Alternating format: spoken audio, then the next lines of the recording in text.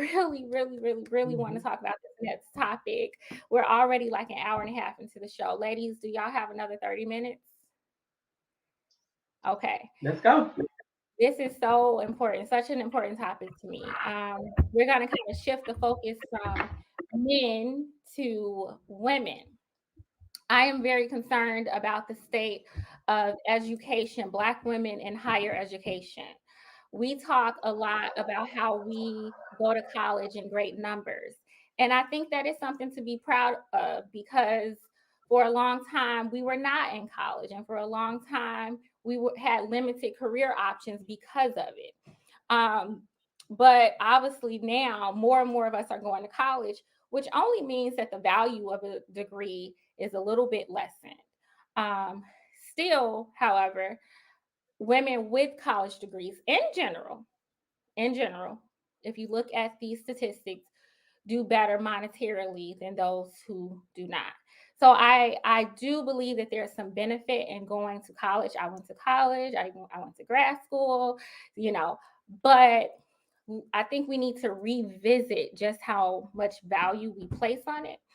And so the reason why I say that is because of some of these statistics around Black women and um, around Black women and our wealth after college.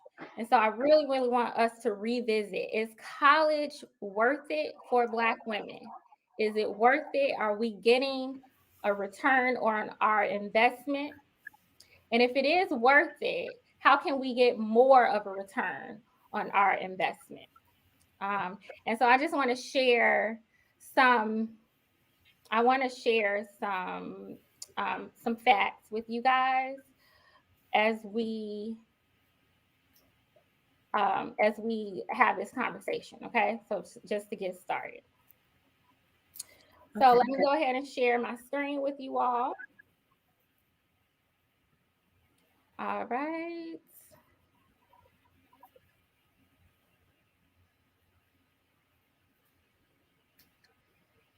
All right. And so the first tab that I want to share, or the first piece of information I wanted to share was from Brookings, which did some research about Black women and educational attainment. And they found that, it doesn't close economic gaps. Okay.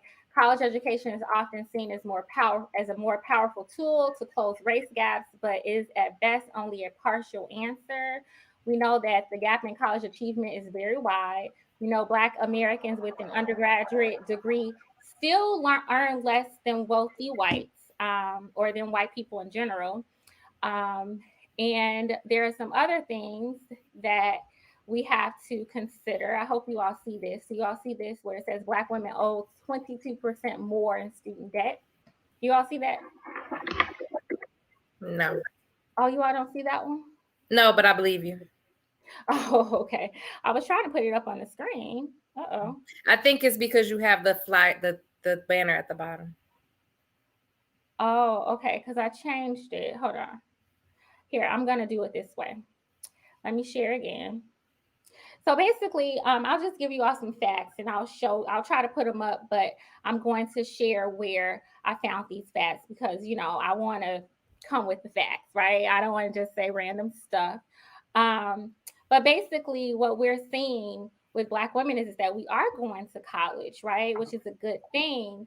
But unfortunately, we're not getting the return. It seems like we're not getting the return on our investment as our wealth is not increasing proportionately to the number of the wealth of other races of other groups of people who are attending college. Okay, so we owe more money, so we're in more debt, and that makes sense, right? Because we don't have family members to invest into our educational endeavors, right? Most of us, we generally take out student loans, okay? And so the cumulative Mhm. debt on women's undergraduate loans for Black women specifically is about 41,000, a little bit over 41,000, which is quite a bit more than other groups of women. Okay. And there are some other stats that I can show with you all. For instance, also, we tend to be more heavily saturated in lower income fields like sociology or teaching, things like that. And obviously, where you live makes a difference, right? But just generally speaking, across the country, we are spending our money and investing in education in fields that are lower income. So I think we need a revisit. And so I want to ask you all, just based off of the articles that I shared with you all some days ago and whatever you've learned and what I've talked about so far, is a college education worth it? And if you think it is worth it, sorry, that was so ugly on the screen. But if you think it is worth it, how can we maximize our return on investment? Can I start? Oh, I know, right? Who wants to start? Candy? I'll start. Yeah, I'll start. I think that it's first important when we look at statistics like that, when we look at studies, when we're talking about things in that way and we frame them that way, it's important for us to first to remember that Black people in general are already disproportionately affected by everything. So of course, we're going to be disproportionately not getting the benefit of college that other races are getting. I mean, like we don't have the generational wealth, we don't have the infrastructure, so of course, when you look at that, you're going to say, oh, school, getting a college degree didn't close this gap. Like, for lack of better term, of course it doesn't. But that doesn't mean that there's no value in it, because my question is, what is the alternative that we're saying? We're saying like, oh, don't get like if you have numbers or statistics that say Black women who don't go and get college degrees do better overall, then that's one thing. But if you don't have that statistic, then you're not. What are you're comparing it to white people? You're not comparing it to Black women that don't have degrees. Like, and this is coming from a Black woman who doesn't have a degree. And so I always think it's interesting when they say Black women like to lead with their degrees and da-da-da. Let me tell you something. If I ever one of these days muster up the wherewithal and the hoopspa or whatever to get this young degree, I'm gonna tattoo it right here. Everybody's gonna see it. Okay, everybody's gonna know, because that's a lot of work. Okay, it's a lot of hard work. It's a lot of effort. And it does mean something in terms of mobility, because maybe also in the statistics, it shows that maybe the first job out of college that an African American gets with the degree doesn't have as high a return rate, but the second and third job do. It's substantial. I think they make like $30,000 more than a non-college educated person. So that makes a huge difference, right? The other thing is the actual education of it. Like, how can you not get a benefit from actually being educated? And how are we not benefiting our communities when we are going into fields, like you said, teachers? We need Black teachers. We need Black therapists. We need like, what do you mean? Like, this is stuff that is especially Black therapists. Everybody needs to go get a freaking degree in psychology and become a therapist. Like, with all the issues we have going on, like, it's necessary. Just because it's not a high paying field doesn't mean that it's something that is not necessary. People have a hard time finding a Black therapist sometimes. I mean, I'm in Atlanta, so I don't that much, but in other places they do. Right? Because a lot of times they don't exist, but that is very beneficial to the actual community. So when we look at those numbers and we look at it framed that way, and they're like, is it because it's this debt and it's all of these other things? It's like, yeah, but if you look at all the metrics, they're all lower. We're on the bottom of the totem pole for every metric anyway, right? So that just fits into the scheme of that, but it doesn't go to say, oh, well, then that means that this isn't beneficial. Right? Because it is beneficial. It's better than not having it. So that's my little 2 cents. Yeah, it's been proven that Black women with college degrees, in most cases, have a higher income level and wealth level. So I would say it's beneficial too. So, and what you all agree as well, Raven? Okay. So the next question would be, how can we maximize that? Because we are drowning in debt. And I agree. We follow, women tend to follow our passions, like me. And I'm blessed that I chose to be a teacher in Chicago, a big metropolitan area, because we're compensated pretty better than average, right? But if I were to go in another area, Ohio or Iowa or Mississippi or Tennessee, and I know this because I've looked it up, I would be not at poverty level, but it would be a struggle, right? And then there are therapists and sociologists, and I love that, right? We follow our passions, but it makes me think about the fact that, okay, wait a minute, we're being told to follow our passions and spend $40,000 a year to do it. And I'm like, well, wait a minute, this ain't adding up. You telling me to follow my passions, but following my passions are keeping me in debt and keeping me below a certain wealth threshold, which also keeps me from providing a certain life for my family and for my children. So, what can we do to maximize our return? The question also becomes, why is that your passion though? And I think we need to do a much better job, especially as it relates to girls. I mean, with our children in general, but we need to do a much better job getting girls into things like STEM and stuff like that. Like I am very intentional and adamant about, like, I buy my daughter like building blocks and like all of that other stuff, because I did realize, and I read a lot of things, and I saw that we don't necessarily instill those things, especially in little girls early, right? They playing with dolls. They, this is the girly stuff. Then the boys got all the stuff they fixing and building and doing all the stuff. And it starts early. It's that conditioning. So I think one of the things that we could do is maybe be more intentional and pay more attention to getting our children, especially like our children in general, but our daughters, exposed to different things earlier.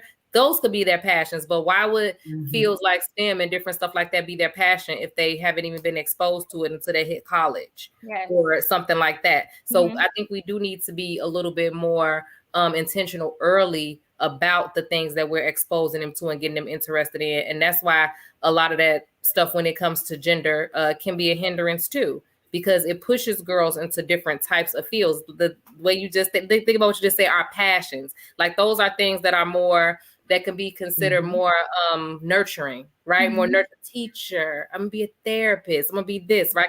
Because we've been playing with dolls and we've been doing this and we've been doing this. So maybe that's why that's a passion, right? So I think if we pay more attention to those types of things, and I also like in the comment, Cameron said, financial literacy and different things like that. If we just focus on that, and make sure that we start early, then I think we can better funnel that energy into something that can maximize its potential. Yes, awesome. All right, ladies, I want to hear from you all. Raven, what do you think? Kanan, you are absolutely correct. When I was growing up, I used to get chemistry sets. And when I was younger, everybody thought it was so crazy, and it was. But I wanted to be the first mad scientist.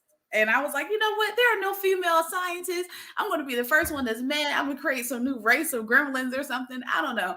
But like you said, if my grandfather and my father had never bought me these chemistry sets, that wouldn't have even been in the realm of possibilities for me. And then when I got to college, I started off as a chemistry major. So you're right. Everybody doesn't just go automatically into teaching and, things like that. But I think the best thing we could do is adapt and be intentional. Like you said, Canon, you can just go to college. You can just go and get $40,000 or student loan debt.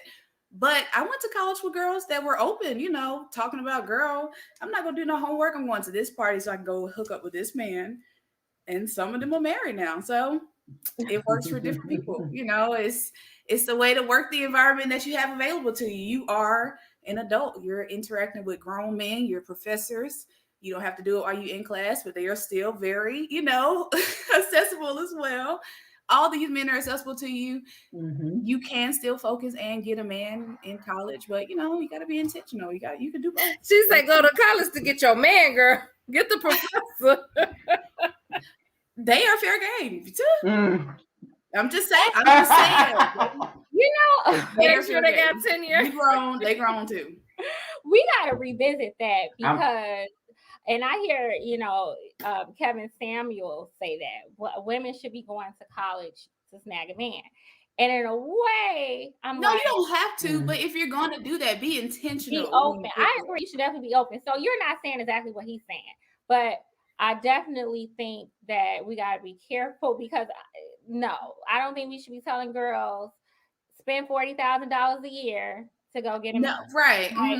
First off, we greatly outnumber men in college, black men in particular, and most of us date black men, right? Yes, that's true.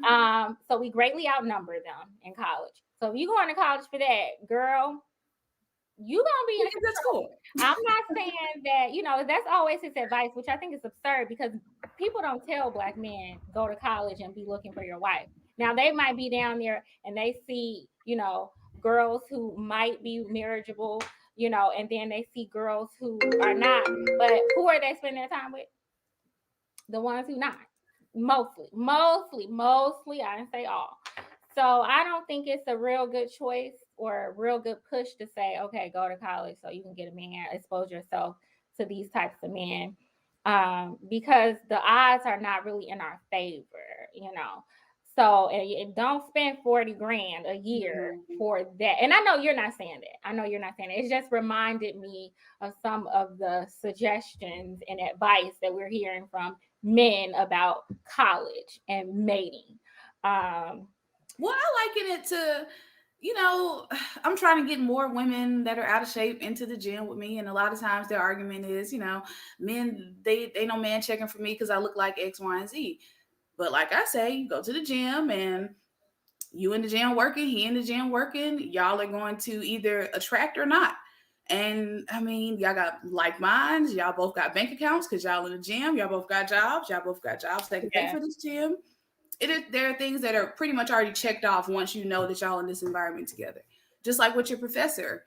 If he's a tenured Mhm. professor, he's stable, he's got a good income, if he's a nice man and he teaches well, you see how he interact with other students. I mean, it's You're gonna get your man in trouble, girl. no, Hey, He gonna be in the hey, hey, I'm not objecting. I met my husband in college, and the first no, thing I'm I not said saying was, while "Oh, you're a he, student or anything like that. I'm yeah, just saying hey, I'm just they're saying. grown men on campus, y'all hey, grown women. I don't know why you can't. Yeah. I'm just saying, hey, I'm a piggyback off of what Raven said. Like, let me tell y'all something. College saved this country girl life. Had Yeah. I not went to college, I would not be the person that I am today. Let's just say that, okay? Depending upon where you're from and what type of influences you grew up with, like college can be a life-saving Mhm. situation. Okay, you can get so many things. I have, friends from like 20 something years ago. I'm just told my age.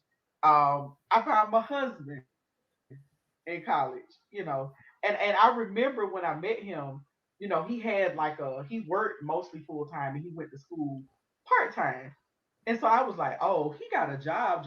He got income tax checks coming in and stuff, because I'm fresh off the farm. And what I grew up around, he reminds me of that. I grew up around men who worked and they did manual labor and they made a living and they took care of their women. And contrary to some of my counterparts, I wanted to find, somebody like my uncles or, like my granddad who, Mhm. I just saw that my aunts and my grandmother were taken care of. That's what I saw. But I also knew I wanted this college education. And I like what Cannon said because when she said they're giving dolls, who was the first person that I did therapy with and group therapy with? My stuffed animals and my Cabbage Patch doll. You know, I, I wanted to help because I came out of a childhood situation where I was like, you know what? I want to be that social worker or that person that helps that person overcome X, Y, and Z. But I do totally agree with what Raven is saying. Like, it's not just the education. You can snag your husband out of it. I know I did, and the Yeah. life experience. Mhm. There are a lot of people coming from certain and different situations where they don't know how to make friends or they've never had to, like for me, I didn't date until I went to college. Scary, right? Did not date until I went to college. I was not allowed to date until I was 18. So here I am jumping into the dating scene, fresh, wet behind the ear, as people would put it. And Green. I met friends who cared enough about me, yes, to say, okay, this is what you do and this is what you don't do. So it taught me a lot about life experiences. Now, I like what Cameron said earlier, financial literacy, because one of the things that did piss me off when I first came to campus was these credit card people. You know, they tell you about all these wonderful things about college and all these organizations, but then you see the little credit card and financial loan people kind of sniffing around. Come borrow money from us. You're starting your adult life. You need a credit card. You need this or that. Well, I know in my generation and going to college, and those of us before that, it got a lot of us in financial trouble. So how about we pitch the tents at some of these events on some financial management, like someone Mhm. pulling these 18 and 19-year-olds to the side and saying, hey, you know, you don't want to get a credit card with a $10,000 limit, but this secured credit card for $300 to start out with. You know, Mhm. like they didn't have that when I first started out. They had the $5,000 credit card people telling you to come over here, start your adult life, and then the next thing you know, you got student loans and credit card loans. So I love what he said about financial literacy and financial management skills, because a lot of us didn't get it. Okay, I don't care if you grew up in a two-parent home or you grew up in a single-parent home. For whatever reason, a lot of us didn't get it. I didn't get it. I had to learn as I went along. So I think that, pertaining to your question, Ashley, I think that it's how we capture them when they first get on campus. You know, Mm. I know I had to identify a female mentor, on staff. I have a professor, I still talk to her to this day, and I remember telling her, in confidence in her office, I had never been away from home before. This is the first time, no camp, no nothing. That was the longest that I've been away from home. I'm petrified. I'm scared, you know. And she took me under her wing, So I Okay. think the way that we decrease the debt and increase the intelligence is some financial literacy and financial management, and showing the bigger picture of what college is really all about. Because I think a Mhm. lot of us, I'm like, I'm like Kenny, people, tell me about yourself. I'm gonna throw in that bachelor's degree in psychology and minor in African American studies, because I, first of all, Yeah. I bust my behind for it, and second of all, the experience in getting it really shaped the woman that you see today. So I'm all for higher education.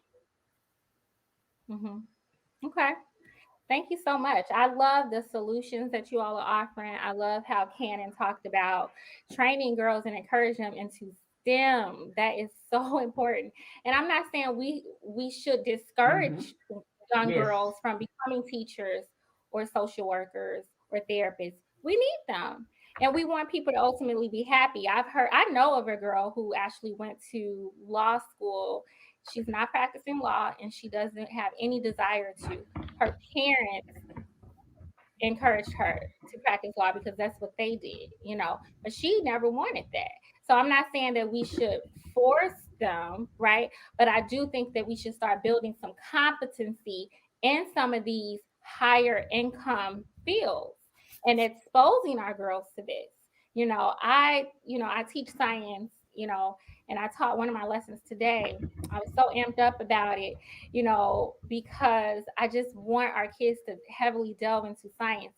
I don't know if you all know, but science is marginalized in our public school system. Hmm. The focus is mainly Hmm. on reading and math, and it's saddening to me because where are people making money?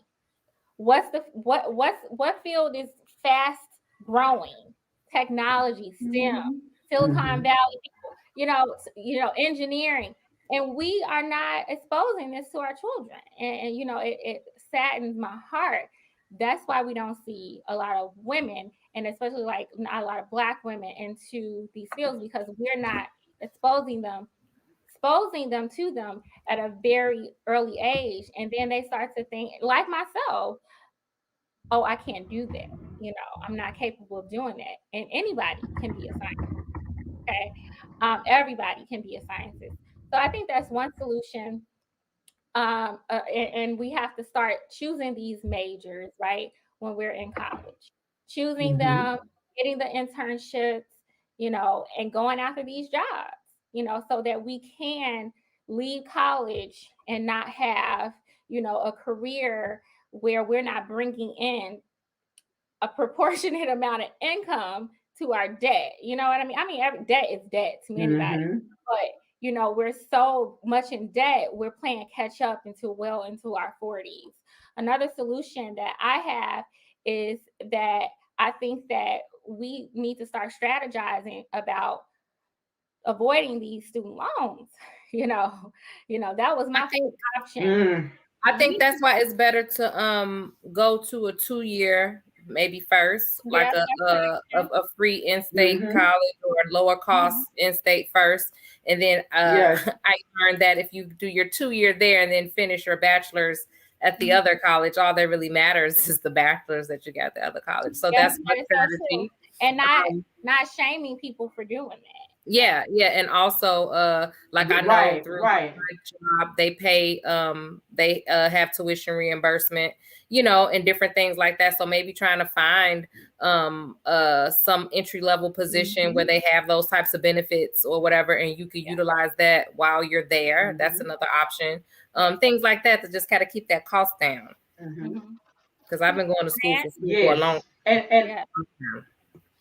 and I will say this as a parent. Do your due diligence in these Right. scholarships. Like my daughter is turning 10 very soon, and I have it written down in a journal. This is the year that mama is going to start researching the scholarships. Like by the time she finishes middle school, my goal is she already got some scholarships stashed away. Whether it's from, and I mean from anywhere. I got a book scholarship randomly in the 10th Mm-hmm. grade. Like and I thought it was really, honestly, I didn't think they were gonna come through for me in my first year of college. But I won some essay contest. And it was something that I found, literally a newspaper ad in my hometown, wrote the essay. They wrote me back, "Oh, you're the winner. We're gonna pay for your books for the first 2 years of college." And I'm like, man, the people gonna forget about me. What happens when I graduate from high school? They have this little representative come to me, put it in the mail, this little check, this is for your books. I was so excited. So then that had me thinking, what are some other ways that I can get through college without all of this debt? Because and I love this topic because I know there are people who work harder than me in college, but I worked 3 jobs in college and I carried a full caseload of classes. Like, where there's a will, there's a way. So I had to learn how to cut cost. Like, it wasn't an option; it was Mm-hmm. imperative. Or if you can't afford to be there, you got to go home. And I knew I wasn't going back to the farm. I already knew that I wasn't going back. So I got to find ways to cut costs. So I want to encourage the parents: look through the newspapers, internet ads, look at the companies, look at the major places where we shop: Walmart, Macy's, your Tylenol. Belts, your Dillards, your all these different places, Target, all these different places where your teenagers work. Have them bug their managers or regionals about, hey, do you guys have like scholarships you offer? If it's an essay, write the essay. If it's a Mm-hmm. contest, then maybe you the runner up. Doesn't matter. If they give you $300 here, five here, 1,000 here, three grand here, that money adds up. And then by the time baby boy or baby girl turns 18 and they're in the 12th grade and graduation comes up, you've got this egg that you can Mm-hmm. send them off with and say, books are covered, couple of semesters are covered, food is covered, whatever. Mhm. So I want to encourage parents to do that. Don't start thinking about college and high school. Think about college now. And even if they don't end up going, or they start with a 2 year, at least they know they learned that lesson. That my great grandmother used to say, prepare for war in the time of peace. you know so you're not in college now, prepare for it now. Right. you know so I just want to throw that out there to the parents, that you Mhm. don't have to start when they're in high school. You can start. I have a friend who, I think her son is like 7, and he already has a STEM scholarship, like at 7, because he entered a science project contest and he won like second place, and he already got a scholarship. It's That's never what I too was going early to to think say about how we earlier. can. Yeah, Right. yeah, As far as the yeah. It's never scholarships, too when you early. mentioned that you going to debt $40,000, I know for me, when I started, my mom had figured out all the scholarships, and I was getting a couple stacks back without being any debt. And then I became an RA, so all my room and board was covered for a couple years. So it's really about being intentional, working smarter, not harder. You can go the straight route and take the student loan Mhm. debt, or you can do the research and save you some money. I know when I got finished, I didn't even maybe $4,000 in, maybe something like that. But it wasn't like the, tens of thousands. But you gotta work with what's around you. Being an RA was great. Yeah. It was wonderful. I loved it. Yes. RA squad. Yep. Yay! Yep. I was in Yes. Ratchet Absolutely. Centaurs. I was Yeah, in we need to raise some of these Look. girls to become more lobbyists so we can get them to grow up and erase all this Mhm. student loan debt. Yeah. You know, we ain't got time. Somebody was supposed to do it. Then they vote somebody Exactly. to do it. And I want us to start maximizing other avenues of money, but we can talk about that another show. I want us to maximize even without a degree, the different careers that we can choose. If you choose not to, Cannon does very well. She doesn't have a degree. I know other women who don't have a degree, and there are things that they do to maximize their income. Okay, legal things. Okay, you know. But and then there are things that we can do with um, a college degree that's outside of our career that so for instance, I'm a teacher, but I make money in other ways, so I increase my income that way too. I heavily encourage women to get into real estate and to get into investing. Okay, but that's a whole other show. We can do it. We are smart enough to do it. Those are two of the top ways to build wealth in this country and in the world. And we got to get on board. We got to get on board because we sleep, y'all. We Yes. sleep. Okay. We need to learn how to make that passive income and get bigger gains on our investments. That's what I'm about. Yes. Partly what I'm about.